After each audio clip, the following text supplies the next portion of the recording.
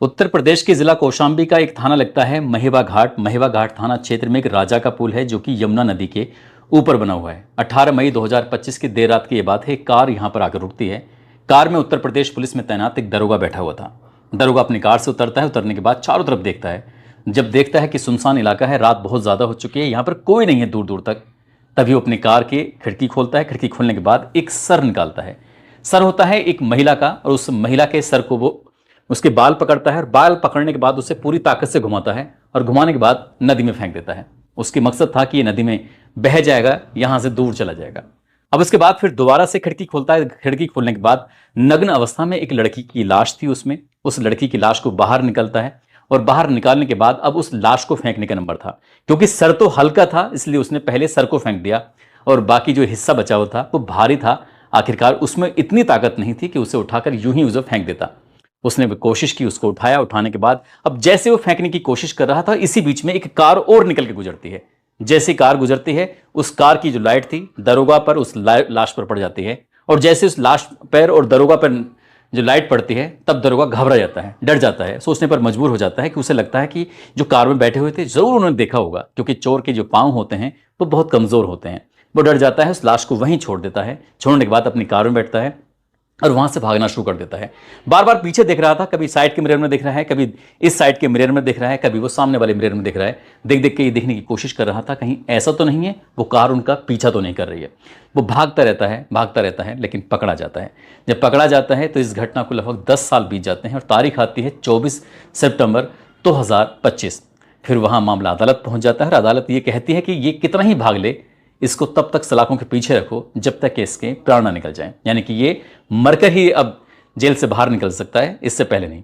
आज की इस कहानी के माध्यम से यही जानने की, यही समझने की कोशिश करते हैं कि वो दरोगा कौन था, साथ ही वो लड़की कौन थी जिसकी लाश को फेंका जा रहा था। लाश का बाकी हिस्सा तो मिल जाता है, लेकिन सर आज तक भी नहीं मिल पाया है, भले ही चाहे 10 साल हो गए।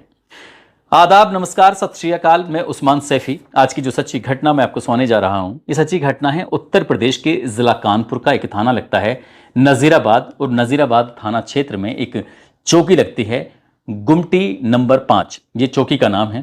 दरअसल यहां पर एक मशहूर होटल है और मशहूर होटल में काम करने वाली एक ईशा नाम की लड़की होती है जो यहाँ पर रिसेप्शनिस्ट का काम करती है।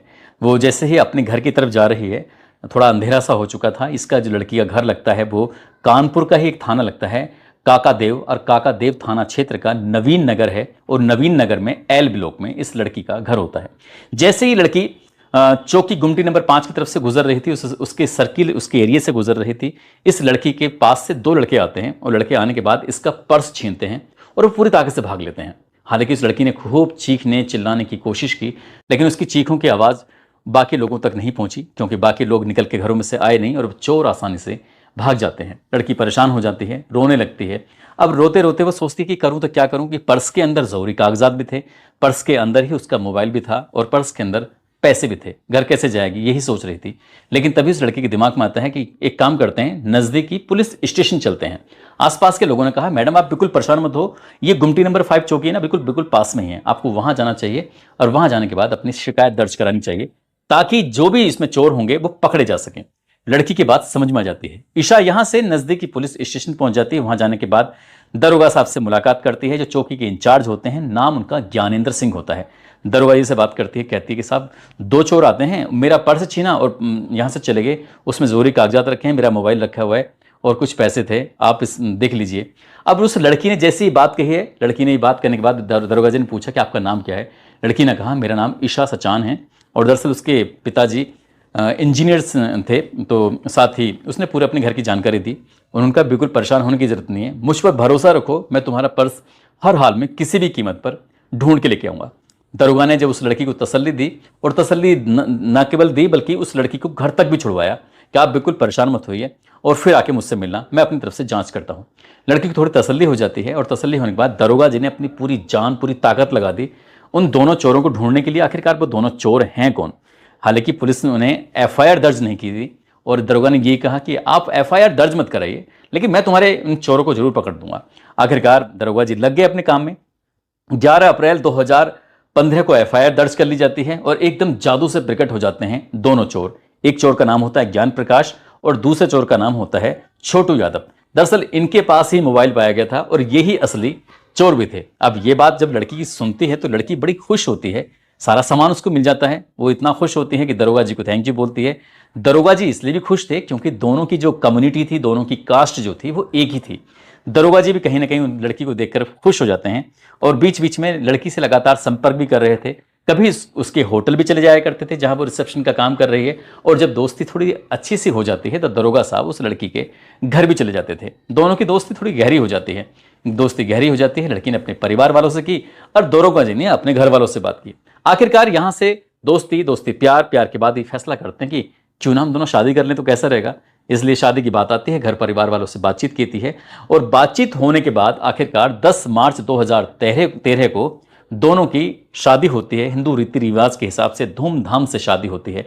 लड़की के परिवार के सभी लोग शामिल होते हैं, लड़के के परिवार के लोग भी सब शामिल होते हैं और एक साल कैसे बीत जाता है पता ही नहीं चलता, क्योंकि खुशियों का ये दौर था। एक साल जैसे होता है, एक साल के बाद एक बेटी पैदा होती है। उस बेटी का नाम रखा जाता है सनाया। सनाया नाम रखा जाता है और सब कुछ जिंदगी में ठीक ठाक चल रहा था, बेहतरीन चल रहा था। अचानक ही इस लड़की के पास एक खबर पहुंचती है। खबर कुछ इस तरह से थी कि क्या ईशा आप बात कर रही हैं? वो कहती है हाँ मैं ईशा बात कर रही हूँ। वो कहा जाता है कि देखो ईशा, अगर जो भी है तुम अपने स्तर से पता कर लेना, लेकिन एक जानकारी मैं आपको देना चाहता हूं, ये देना चाहती हूं। दरोगा जी के नाम ज्ञानेंद्र सिंह है, जो कि मूल रूप से चित्रकूट के एक गांव लगता है छिविलाहा, वहां के रहने वाले हैं और मैंने इनके बारे में पूरी तरह से पता कर लिया है। दरअसल ये शादीशुदा हैं और इनको 2 बच्चे भी हैं और इनकी जो पत्नी का नाम है वो नीलम नाम है, जो कि मध्य प्रदेश के सतना की रहने वाली है। जब इस तरह की इंफॉर्मेशन मिली तो शुरुआत में तो ऐसा लगा कि ये झूठ बोला जा रहा है, लेकिन ईशा सचान ने अपनी तरफ से पूरी जानकारी जुटाने की कोशिश की और जब पता लगाया तो बाकी सचमुच ये पता चलता है कि दरोगा साहब तो पहले से ही शादीशुदा हैं, इनको 2 बच्चे भी हैं और यहाँ पर उनकी एक बेटी भी पैदा हो गई है। अब लड़की क्या करे क्या ना करे ये समझ नहीं आ रहा था उसको। तभी लड़की ने इतना गुस्सा करती है। अब गुस्सा करने का मतलब था कि दोनों में लड़ाई झगड़ा हो जाता है। हालांकि दरोगा साहब ने समझाने की तमाम कोशिशें की, लेकिन जो कोशिशें थी वो नाकामयाब हो जाती हैं, इसलिए क्योंकि उन्होंने धोखा देकर ये शादी जो की थी। अब बेटी का जो नाम था सनाया, उन्होंने कहा कि इसका जन्म प्रमाण पत्र बनवा दीजिए। जब बात जन्म प्रमाण पत्र बनवाने की आती है तब उस लड़की के पिता का नाम तो ज्ञानेंद्र सिंह ही लिखा जाता है, लेकिन जब बात मां के नाम की आती है तो मां का नाम ईशा सचान ना लिखकर नीलम लिखवाने की कोशिश की जा रही थी और यही बात ईशा को बहुत ज्यादा परेशान करने लगती है और इस बात पर इनमें दोनों में और ज्यादा कहासुनी होती है। अब झगड़े की कोई वजह नहीं थी, यानी कि बेवजह भी झगड़े होने शुरू हो जाते हैं और इतने झगड़े शुरू होते हैं कि दोनों में कहासुनी किसी बात ना किसी बात को लेकर रोज का रोज ये सब चल रहा था। और ऐसे चलते चलते रोज रोज झगड़ा, रोज रोज मारपीट, और मारपीट अब ये दरोगा अपनी पत्नी के साथ कुछ ज्यादा भी करने लगता है। अप्रैल 2015 की बात है। ईशा नाराज होकर अपने मायके चले जाती है, अपनी मां को पूरी कहानी बताती है कि उसके साथ ऐसा छल किया गया है, उसने प्यार का नाटक किया, उसे प्रेम जाल में फंसाया। प्रेम जाल में फंसाने के बाद अब कहानी यहां तक आ गई है। जब बेटी अपनी मां के घर पहुंच जाती है तो घर वालों को बड़ा आश्चर्य हो रहा था, अब करें तो क्या करें, क्योंकि कहानी बहुत ज्यादा आगे बढ़ चुकी थी। वो खुद परेशान थे। आखिरकार लड़की अपने घर थी। अब अगला महीना यानी कि मार्च अप्रैल मई का महीना आ जाता है और ये तारीख रही होगी लगभग 17 मई 2015 की। आखिरकार घर का एक रिश्तेदार, एक जिम्मेदार आदमी ने इस लड़की को, ईशा को और साथ ही ज्ञानेंद्र सिंह जो दरोगा होता है, उन दोनों को आसपास बिठाया। आसपास बिठाने के बाद उन्हें पूरा तरीके से समझाने की कोशिश की और कहा कि जिंदगी को अब इसे निभाने की कोशिश करना है। जब तक तुम्हें यह नहीं पता था कि शादीशुदा नहीं है तब तक तो तुम्हारी जिंदगी ठीक चल रही थी और इन्होंने इस रिश्ते को निभाने की तमाम कोशिशें भी की। जब ये बात कही जाती तो आखिरकार उस लड़की के दिमाग में बात आ जाती है और जैसे लड़की की बात दिमाग में आती है दरोगा जी भी खुश हो जाते हैं और ये कहा जाता है कि लड़की को अपने लेके आ जाना, लेकिन ज़्यादा परेशान मत करना, मारपीट मत करना। दरोगा की भी बात समझ में आ जाती है और 18 मई 2025 की दोपहर लगभग 3 बजे के आसपास वो घर जाते हैं, यानी कि सासू माँ विनीता से बात करते हैं और सासू माँ से कहते हैं कि सासू माँ, मैं अपनी पत्नी को, स्विफ्ट कार है उनकी अपनी खुद की लड़की की, UP 78 CP 5281, वो उसे मैं लेके जाना चाहता हूं और जो मुक्ता देवी मंदिर है ना, मैं मां के दर्शन करना चाहता हूं और मैं अपनी पत्नी को भी साथ लेके जा रहा हूं। क्योंकि पति पत्नी का मामला था इसलिए किसी को क्या ऐतराज हो सकता है। वो अपनी पत्नी को लेकर सीधा मुक्ता देवी मंदिर में चले जाते हैं दर्शन करने के लिए और रात हो जाती है। अब रात लगभग 8 बजे के आसपास का वक्त था। सास यानी कि विनीता ने अपनी बेटी को फोन किया और ईशा से बातचीत करने की कोशिश की तो उसका नंबर स्विच ऑफ आ रहा था। अब जब उसका मोबाइल स्विच ऑफ था उन्होंने सोचा कि हो सकता है किसी वजह से बैटरी खत्म हो गई हो, तो उन्होंने अपने दामाद यानी कि दरोगा ज्ञानेंद्र सिंह को फोन मिलाया। अब जब ज्ञानेंद्र सिंह को फोन लगाया तो उनका भी नंबर स्विच ऑफ आ रहा था। अब यहां पर विनीता को ऐसा लगने लगता है कि कुछ ना कुछ गड़बड़ है, मेरी बेटी के साथ कुछ गलत जरूर हुआ है। वो दौड़ते हुए अपने बेटे को लेकर काका देव थाने पहुंच जाती हैं और जाकर कहती हैं कि साहब, मेरी बेटी दामाद के साथ दोपहर 3 बजे निकली थी, रात 8 बजे मैंने फोन करने की कोशिश की लेकिन उनका नंबर स्विच ऑफ आ रहा है, आप मदद कर दीजिए, आप इसमें देख लीजिए। पुलिस वालों ने पूरी बात सुनी। बात सुनने के बाद कहा कि मियाँ और बीवी का मामला है, स्विच ऑफ हो गया तो तुम इतना परेशान क्यों हो रही हो, जाओ घर जाओ, आराम से जाकर सोना। माँ को इस तरह से समझाकर जब उसने ज्यादा कुछ कहने की कोशिश की तो डांट डपट के उन्होंने भगा दिया कि जाओ यहां से काम करो। जैसा पुलिस का अमूमन कई बार रवैया हो जाता है, तो यहां भी रवैया कुछ ज्यादा अच्छा नहीं था। इसके बाद वो महिला चली जाती है, परेशान होती है और रात भर अपनी बेटी का इंतजार कर रही थी कि कब उसका जो फोन था वो ऑन होगा और कब अपनी बेटी से बात करेगी। रात भर में जितनी बार भी माँ की आंख खुलती है अपनी बेटी से बात करने के लिए, तमाम बार उसने मोबाइल फोन लगाया लेकिन वो कामयाबी नहीं मिल रही थी। अगला दिन निकलता है। अगला दिन निकलने के बाद क्योंकि उसे पता था कि काका देव थाने वाले तो उसकी बात सुनने वाले हैं नहीं, वो बड़े अधिकारी यानी कि एसपी के पास जाती है और जाकर कहती है कि साहब देखो, मेरी बेटी इस तरह से गायब हो गई है, उसका नंबर स्विच ऑफ आ रहा है, अगर मैं अपने दामाद को फोन करती हूं तो उनका भी नंबर स्विच ऑफ आ रहा है, मेरी बेटी के साथ कुछ ना कुछ गड़बड़ हुई है, आप देख लीजिए। अब ये एसपी ने बात सुनी। एसपी ने 19 मई 2015 को आदेश कर दिया। आखिरकार इसके बावजूद भी रात 9:45 के आसपास काका देव थाने के अंदर एफआईआर दर्ज कर ली जाती है, लेकिन पुलिस उतनी शिद्दत, उतनी ईमानदारी से उस लड़की को यानी कि ईशा को ढूंढने की कोशिश नहीं कर रही थी और ना ही उस दरोगा को ढूंढने की कोशिश कर रही थी। आखिरकार घर वाले भी अपनी तरफ से तमाम कोशिशें कर रहे थे, इधर से उधर बात करने की कोशिश कर रहे थे, लेकिन इसी बीच में एक फोन आता है कि उसने भागकर किसी से शादी कर ली और वो वहां रहना नहीं चाहती, इसलिए आप परेशान ना हो बिल्कुल भी। इस तरह की कहानी रची गई। अब कहीं ना कहीं घर वालों को भी थोड़ी टेंशन हो रही थी, परेशानी हो रही थी। इसी बीच में 21 मई 2015 की यह बात है, लंदन में बैठे एक व्यक्ति जिनका नाम मनोज सिंह होता है। मनोज सिंह की आदत थी कि अपने यहाँ के इलाके के अखबारों को देखना, यानी खासकर वो अमर उजाला अखबार को देख रहे थे और अमर उजाला की इंटरनेट पर खबर पढ़ रहे थे। और खबर पढ़ते पढ़ते इसी बीच में एक खबर उनके सामने टकरा जाती है। खबर में कुछ देखते हैं कि एक जिला कौशाम्बी है जो यहां से यानी कि इस घटना स्थल से 167 किलोमीटर दूर है। दरअसल वहां पर एक लाश मिली है। लाश जो मिली है उसकी गर्दन, जिनकी सर तो है नहीं, बाकी पूरा हिस्सा है, नग्न हालत में है। और उसकी खास बात यह है कि उसके एक कंधे पर टेटू बना हुआ है और साथ ही हाथ में घड़ी है। जब घड़ी को जूम करके बार बार उन्होंने अपने उसमें लैपटॉप में देखने की कोशिश की तो पता चलता है कि ये घड़ी तो उन्होंने अपनी साली को गिफ्ट करी थी। यानी कि जो व्यक्ति लंदन में बैठा हुआ देख रहा है, दरअसल वो ईशा का सगा जीजा होता है। उन्होंने देखा कि ये होना हो उनकी ही साली है, तभी वो अपनी सास विनीता को मैसेज करते हैं, फोन करते हैं, बातचीत करते हैं और कहते हैं कि तुम्हें यहां से लगभग 167 किलोमीटर दूर कौशाम्बी जाना चाहिए और कौशाम्बी में जाकर ये पता करना चाहिए कि ये महेवा घाट थाना क्षेत्र में जो राजापुर पुल है उसके पास में जो लाश मिली है वो लाश आखिरकार किसकी है। अब यहां से घर वाले यानी कि जो विनीता है, उसका बेटा और बाकी परिवार के कुछ लोग जाते हैं और कौशाम्बी जिले में जाने के बाद पुलिस वालों से बातचीत करते हैं।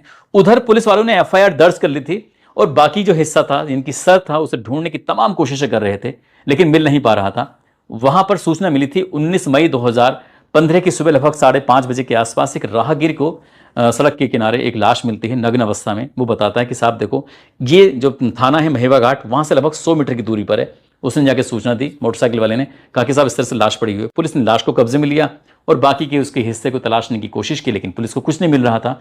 पुलिस को मिला था तो उसके कंधे पर एक टैटू मिला था, हाथ में एक घड़ी मिली थी, हाथ में एक पट्टी बांधी हुई थी और पट्टी होने के साथ साथ उसके शरीर पर कई अलग अलग हिस्सों में कुछ गहने भी उसने पहने हुए थे जो सुरक्षित थे। यानी कि इसे साफ पता चल रहा था कि लूटपाट के नहीं बल्कि या तो कोई बहुत ज्यादा दुश्मनी मानने वाला है, उसने इस बात की हत्या की है। लेकिन कौन है, कौन नहीं है, लड़की कौन है, इसकी शनाख्त करने की कोशिश कर रहे थे। इसी बीच में विनीता 167 किलोमीटर दूर से चलकर थाने पहुंच जाती है, जाकर बातचीत करती है। कहा कि मोर्चरी के अंदर लाश रखी हुई है, आपको देखना चाहिए।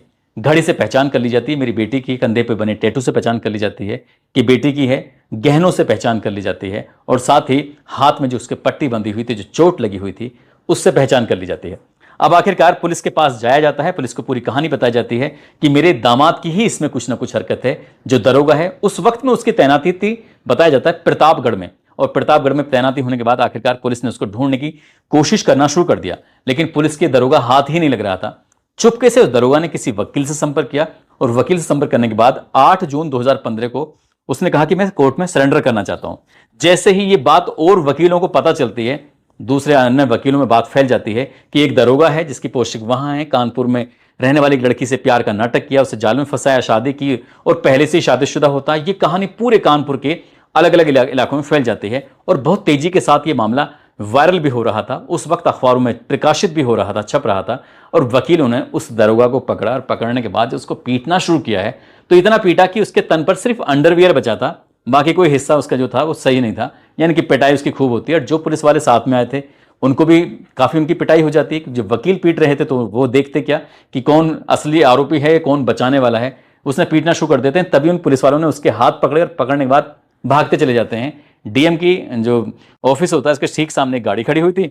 गाड़ी खड़े होने के बाद उन्होंने कहा कि आप इसमें गाड़ी में बैठ जाओ, नहीं तो ये वकील मार मार के हवाई जहाज बना देंगे। कुछ इस तरह की बातें थी। उसके बाद फिर दरोगा जी को लेकर वहां से जाते हैं और मामला फिर ये अदालत में पहुंच जाता है। इसकी जांच पड़ताल की जाती है और जांच पड़ताल करने के बाद ये पता चलता है कि दरअसल दरोगा अपनी पत्नी को लेकर इतना परेशान हो चुका था कि रोज रोज घर में कलेश होने लगा था। और जब दूसरी शादी के बारे में सब पता चल गया था, इस बात को लेकर वो परेशान था। उसने प्लानिंग कर लिया कि इसको किसी भी कीमत में छोड़ना नहीं है। अपनी पत्नी को धोखे से मंदिर जाने के बहाने उसे लेके आता है और ले जाने के बाद उसी रात उसका तार से गला घोटकर हत्या कर देता है और सर्जिकल ब्लेड की मदद से उसके गले को तब तक काटने की कोशिश करता है जब तक यह सर धड़ से बिल्कुल अलग नहीं हो जाता। यहां से लगभग 167 किलोमीटर दूर उसे लेके जाता है और वहां ले जाने के बाद जिला कौशाम्बी के एक महिवा घाट में एक राजापुर पुल होता है, वहां पर जो यमुना नदी होती है, यमुना नदी में अच्छा खासा पानी भी था। उसने मौका पाते उसे उसमें फेंक देता है और फेंकने के बाद धड़ को फेंकने की कोशिश कर रहा था। वो बताता है कि एक कार की लाइट पड़ती, उसे ऐसा लगा कि शायद ये कार वाले ने उसको देख लिया है,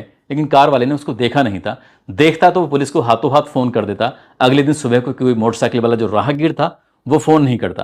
पुलिस ने इस मामले में पूरी चार्जशीट लगाती है। चार्जशीट लगाने के बाद अब ये व्यक्ति तो यानी कि दरोगा तो पकड़ा गया था, उसे जेल भेजा जाता है और इस मामले की लगातार अदालत में सुनवाई पर सुनवाई हो रही थी। और दरोगा को पूरा भरोसा था, यकीन था, क्योंकि पुलिस ने यह बताया जाता है कि उसकी इतनी मदद करी थी कि ये केस ज्यादा दिन तक टिक ही नहीं पाएगा।